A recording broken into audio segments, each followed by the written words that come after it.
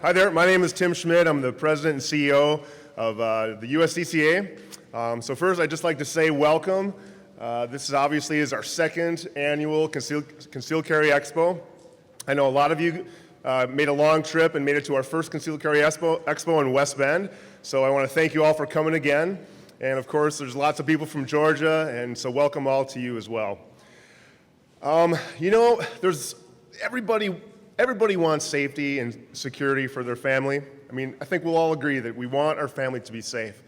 But from my experience, I've discovered that it takes a certain type of person, a very unique kind of individual who accepts that responsibility and takes it as their own. And I know that right now I'm surrounded by, at least right now, hundreds of people who believe and are willing to accept that responsibility. So thank you guys for feeling the same way that I feel about taking the willingness to protect and defend your family. Let's hear a round of applause for everyone for that.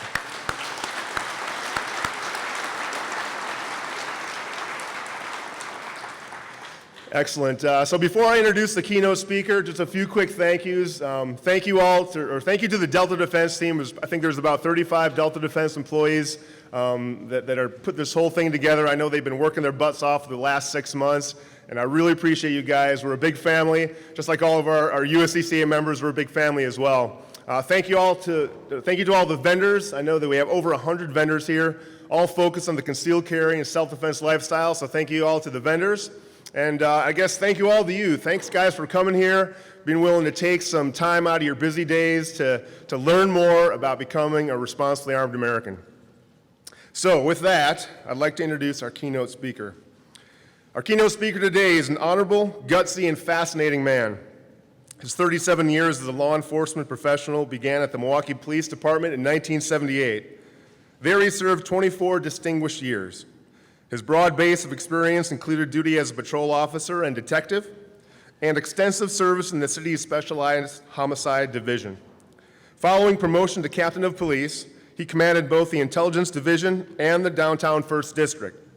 In March 2002, he was appointed Milwaukee County Sheriff by Governor Scott McCallum. And in November 2002, he was elected to his first 4-year term. He was reelected in November 2006, 2010, and 2014, crushing his opponents by earning over 70% of the vote.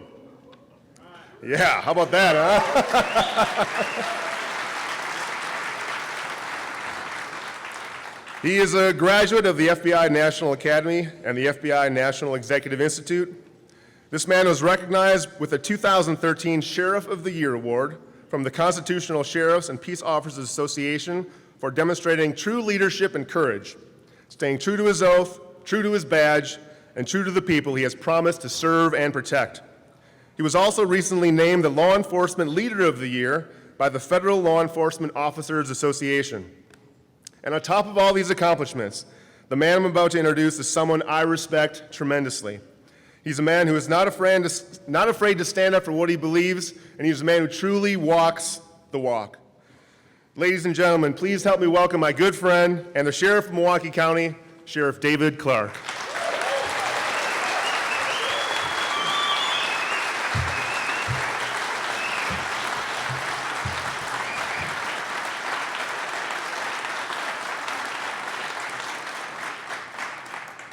Thank you so much for that wonderful introduction. It's great to be in Atlanta, it really is. But it's great to be at an event like this, even more than that. I'm where I'm at today because of folks like you. I've been all over this great country now for the last couple of years. I'm on a mission. Many of you may know that I'm on a mission to defend the honor, the integrity, the character, the service and sacrifice of the American police officer.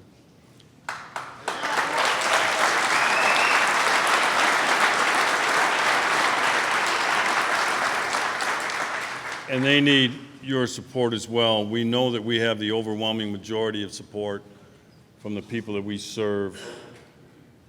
But unfortunately, we live in an era where the media that at one time existed to keep government in check has now become the propaganda wing of the Democrat Party. And so now We only get the bad about police officers, and we hear from the blowhards, the anti-police folks.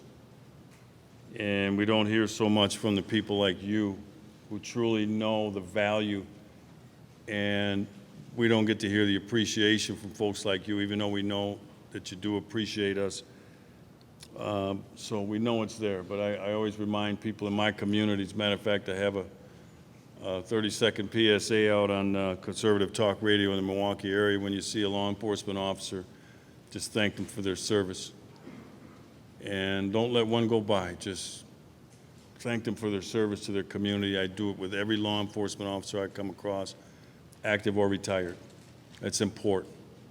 It really is. It's important for their mindset and their mental well-being, okay? Because we understand, we truly understand the dangers inherent in what we do.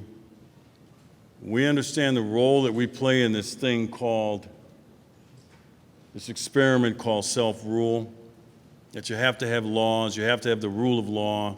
And somebody's got to defend that rule of law, and that's the American police officer. And without them, this whole thing collapses. And we also know that sometimes this may cost us our lives. We didn't get into this to die, but we're willing to if we have to. But we just want to know that for the people that we leave behind, the friends, the colleagues, the parents, the spouses, the children, we just want to know that it was worth it. And when you see what I'm seeing right now with this war on policing, there's a lot of cops that they're second guessing themselves about whether this is worth it or not. That is a dangerous place for this country to be, because nobody else is going to do it. We don't see the blowhard politicians down there doing it, policing these crime-ravaged neighborhoods. It's only the American police officer. And once they take a step back, because we're not going to give up. We're not going to give up on our communities. But you're not seeing as much assertive policing that you've seen in the past. And we can see with the rising crime rates, anybody who's in denial that there's no nexus between the rise in violence in some of these American ghettos and the fact that police aren't as assertive as we need them to be. Anyone who would deny that there's not a correlation is lying to you. Okay, so that's why I'm on this mission, to build up that morale, so to speak. I tell these cops everywhere I go, keep your heads held high. Your communities need you. I tell them how proud I am. I tell the people in my organization how proud I am of what they do to make your communities a safer place. I wanted to start there. That's not what my whole thing is going to be here, but I thought that was important. But again, thanks for being here today, and I hope this is a great couple of days for you. Very few topics in our human discourse spark as much emotion, passion, or vilification as the subject of guns in America. Why? Why is the Second Amendment treated like the bastard child of the Bill of Rights by academia, the liberal mainstream media, and liberals in the political establishment? It's not about reducing mass murders. It's not about street-level violence. Heck, it's not even about gun control. Folks, it's about power, political power. It's about government control over our lives.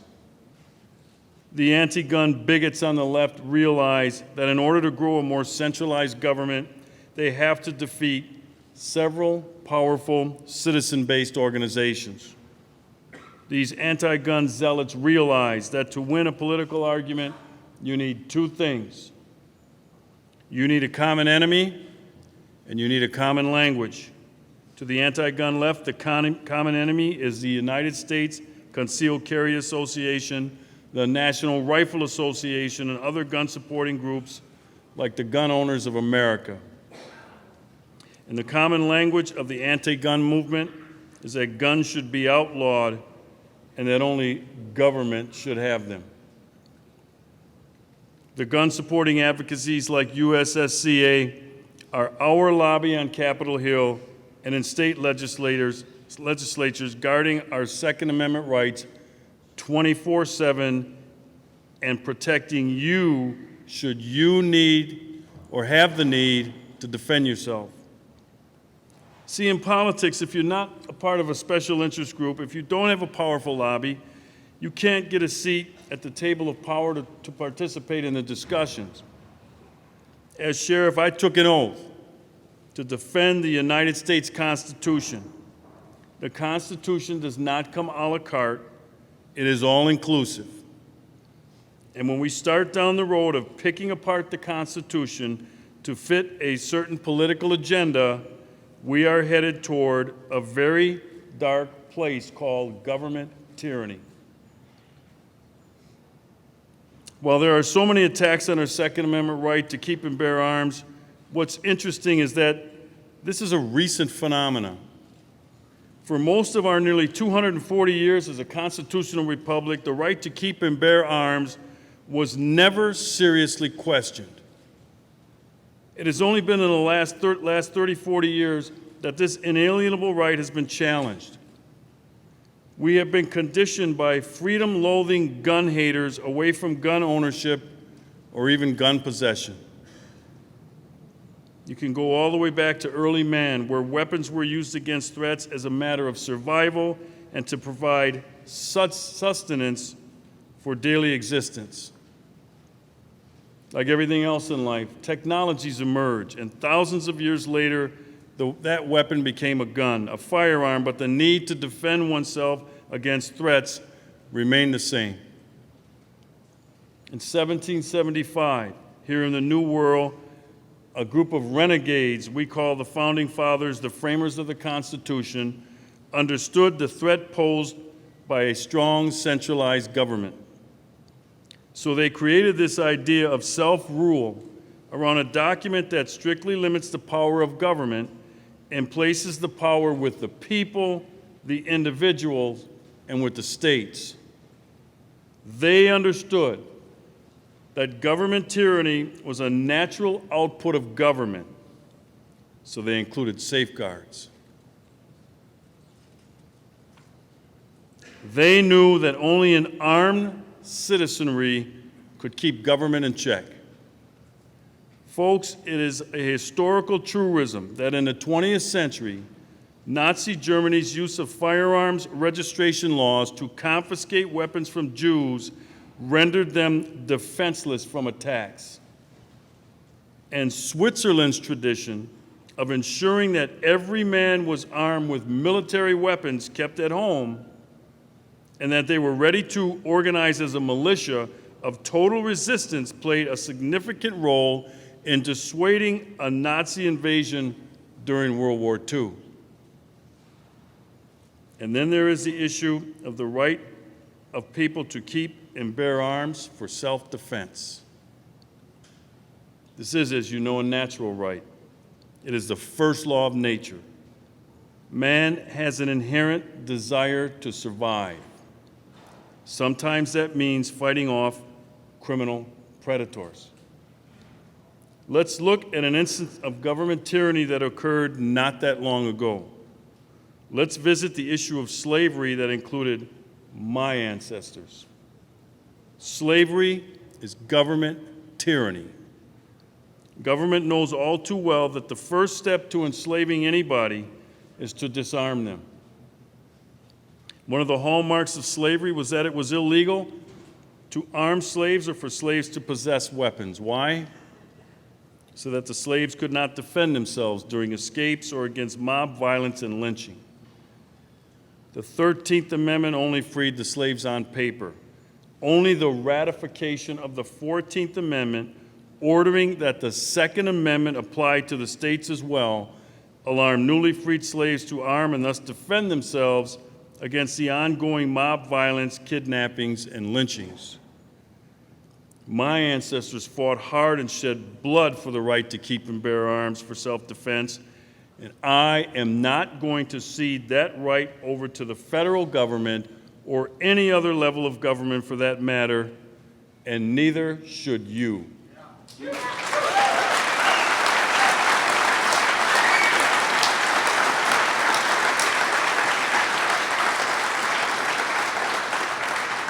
In closing, let's talk about your group, the United States Concealed Carry Association.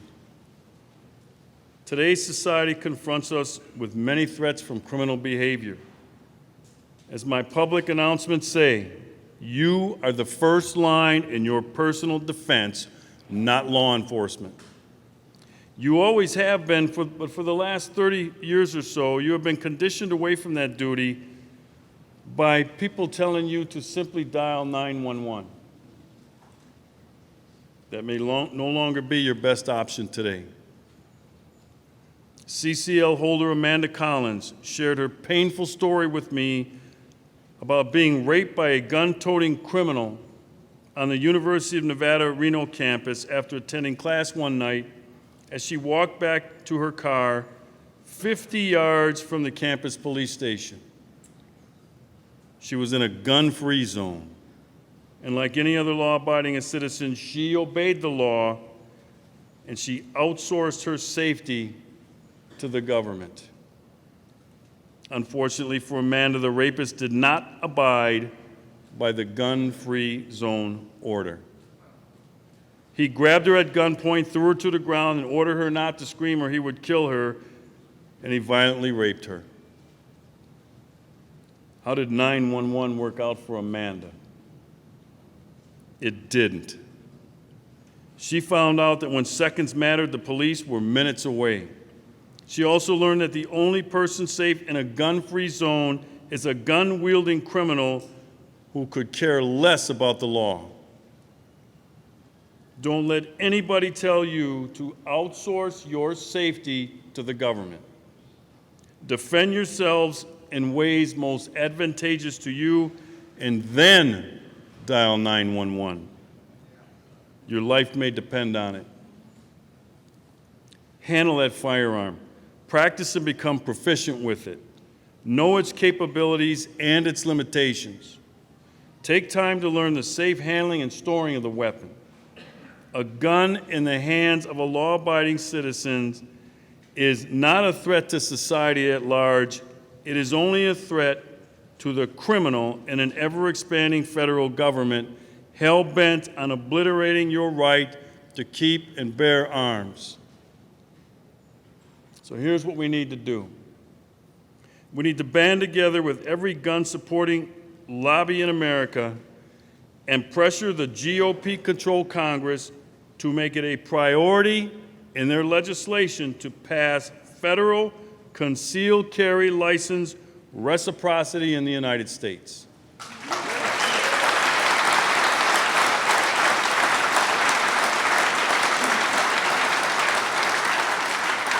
That's House of Representatives Bill 923 and Senate Bill 498. The Constitutional Carry Reciprocity Act of 2015 is what it's called. That thing sits in limbo right now. As President Obama and the Congress, including some so-called conservative members of Congress, are working to expand criminal rights under the Criminal Justice Reform Act. Whose side are they on? 40 GOP senators have co-sponsored the legislation, but it languishes in a black hole while GOP senators work feverishly, as I said, on a bill that gives criminals expanded rights under sentencing reform. Who's working for you?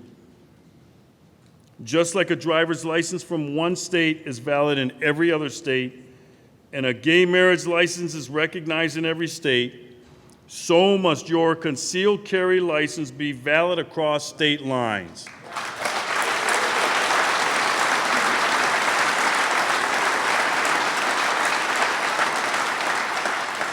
No other constitutional protection ends at the border of your state of residence. None. And driving and marriage are not even constitutional rights.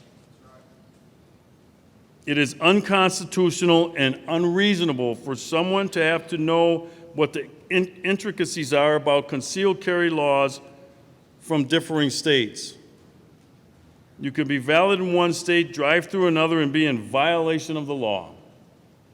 This is insane, and it has to be fixed now.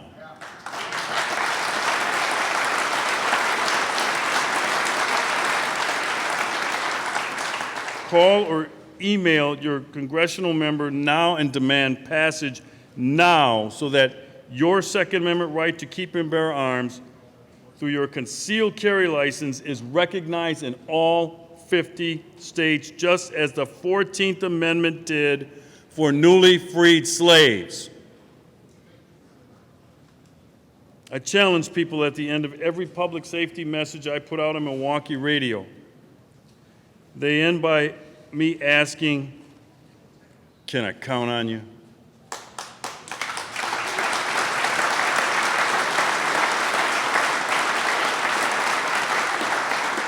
Thank you for being in Atlanta. Keep fighting. God bless you, and may God continue to bless the United States of America.